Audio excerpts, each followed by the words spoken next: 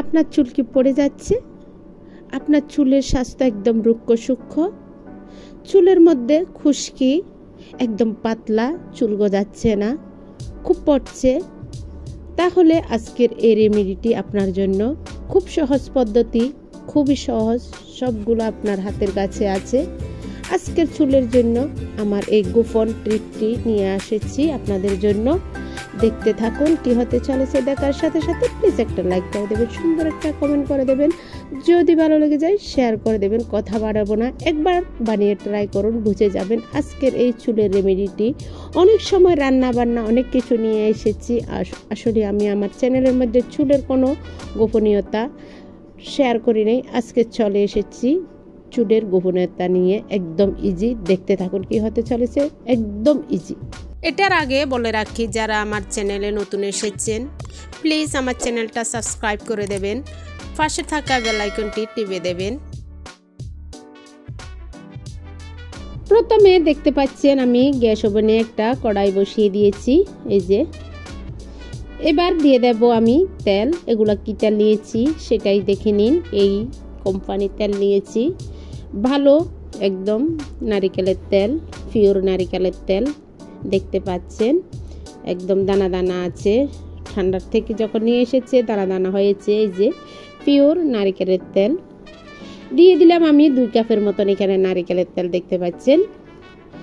এবার আমি হরেক রকমের উপকরণ নেব এখানে। এই যে দেখুন আমি চপিং বোর্ডে নিয়েছি অ্যালোভেরা। প্রথমে দেখতে পাচ্ছেন অ্যালোভেরা আমি কাটতেছি। অ্যালোভেরাগুলো আগে থেকে কিছু পরিষ্কার করে রেখেছি, এখন আবার কাটে দেখাচ্ছি আপনাদেরকে। এভাবে করে কাটতে হবে অ্যালোভেরাগুলো আমি কেটে এবার এক সাইডে রেখে দিলাম। দেখতে পাচ্ছেন এতটুকু দিলেই চলবে।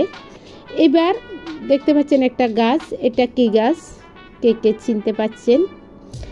এটা হয়েছে গ্রামাঞ্চলে, আমাদের ওই অঞ্চলে বলতো কেস্তা, কেস্তা বলে আমাদের ওই অঞ্চলে। কোন অঞ্চলে কি বলে আমি জানি না। এগুলা কেস্তার গাছ, এগুলা এক জায়গায় দেখেছি আমি, নিয়ে এসেছি। আবার ইংলিশ শব্দই বলে কেস্টার, এই যে। এবার এখানে নিয়েছি আমি কিছু পেঁয়াজ, দেখতে পাচ্ছেন 2টা পেঁয়াজ নিয়েছি। এবার উপকরণগুলো একের পর এক আমি তেলের মধ্যে দিয়ে দেব, দেখুন আপনারা। এবার আমি নারিকেলের তেলের মধ্যে দিয়ে দেব প্রথমে। এখানে নিয়েছি 2 চামচের মতন মেথি, 2 চামচের মতন কালো জিরা, 7-8টা লবঙ্গ, দেখতে পাচ্ছেন দিয়ে দিলাম আমি তেলের মধ্যে। এবার দিয়ে দেব আমি কারি পাতা, একদম গাছের থেকে ফ্রেশ নিয়ে এসেছি। দিয়ে দিলাম কারি পাতা, আমি আমার পরিমাণ মতো দিয়ে দিলাম কারি পাতা। দিয়ে দেব আমি পেঁয়াজ, দেখতে পাচ্ছেন পেঁয়াজগুলা কেটে রেখেছি, দিয়ে দিলাম। এবার দিয়ে দেব আমি কেটে রাখা অ্যালোভেরা, দেখতে পাচ্ছেন অ্যালোভেরা দিয়ে দিলাম। এবার দিয়ে দেব আমি এই যে আগের থেকে কেটে রেখেছি ছোট ছোট করে কাস্টার্ড বা কেচ্চার গাছ, কেচ্চা বলে কি বলে আমি শুদ্ধ ভাষায় জানি না, গ্রামাঞ্চলের ভাষাটাই বললাম আমি। কেচ্চা এবং কাস্টার্ড যেটা বলেন না কেন, দিয়ে ভালোভাবে এবার আমি নেড়ে চেড়ে দেব। তেলগুলো গরম হয়ে গিয়েছে, দেখতে পাচ্ছেন। নেড়ে চেড়ে দিয়ে এবার আমি ঢেকে দেব। চুলার জালে আগুনটা একদম নরমাল করে রেখেছি, চুলার জালটা একদম ছোট্ট করে রেখেছি।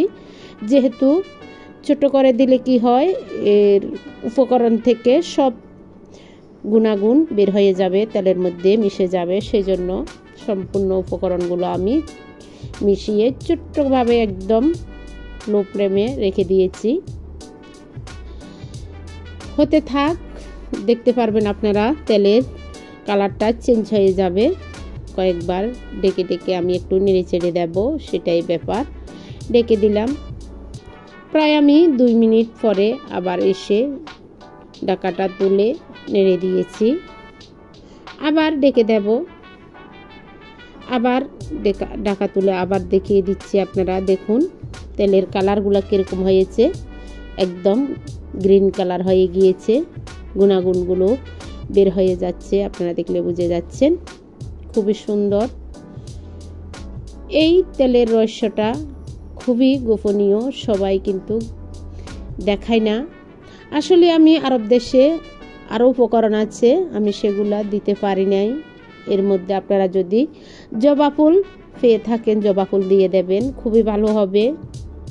জবা ফুল দিয়ে দেবেন বা জবা ফুলের একদম কোমল পাতাগুলো দিলেও চলবে। জবা ফুল দিলে বেশি ভালো হবে। জবা ফুল দিয়ে দেবেন, গোলাপ ফুলের পাপড়ি দিয়ে দেবেন, খুবই ভালো হবে। তুলসী পাতা দিয়ে দেবেন, খুবই ভালো হবে।